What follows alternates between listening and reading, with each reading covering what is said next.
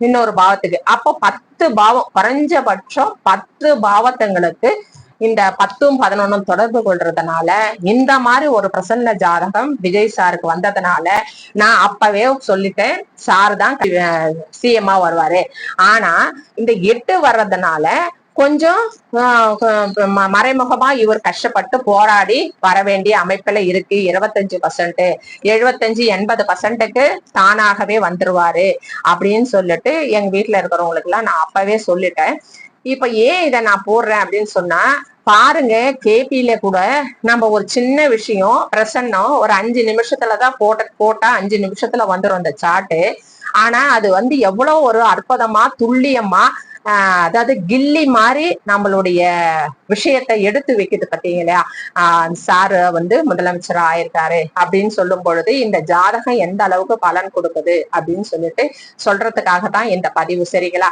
இது பாருங்க, எல்லாமே கிரகத்துல கூட 4 கிரகம் 10 வாங்கியிருக்கு, 1 11 வாங்கியிருக்கு. அந்த மாதிரி ஒரு அருமையான ஒரு சூப்பரா ஜாதகம் வந்துருது. சரி, இந்த ஜாதகர் இந்த மாதிரி 8 வாங்கியிருக்கே, சரி பிரச்சனைகளோட பதவி பிடிப்பாரு அப்படின்னு சொல்றீங்களே, ஒரு 25% 20% பிரச்சனைன்றீங்களே, அப்போ எவ்வளவு நாள் இருப்பாரு? ஒருவேளை 1 வருஷம் 2 வருஷம் இருந்துட்டு போயிட்டு வரா அப்படின்னு நினைச்சா அந்த மாதிரி இல்ல, இவரு நீண்ட காலம் இருப்பாரு. ஏன் இப்படி சொல்றேன்னா, இங்க பாருங்க, தசாபுத்தியை பார்ப்போம். இப்ப பாருங்க தசாபுத்தி.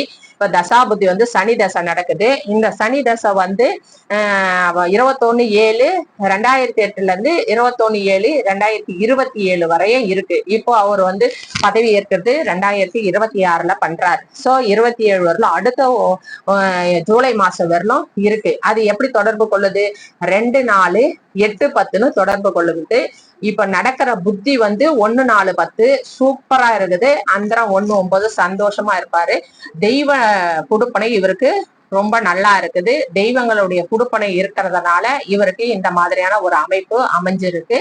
பதவி ஏற்கிற நேரமும் சரி, நாளும் சரி, இந்த வருடமும் சரி, புத்தியும் நல்லா இருக்கு, தசையும் நல்லா இருக்கு, புத்தியும் நல்லா இருக்கு, அந்தரமும் நல்லா இருக்கு.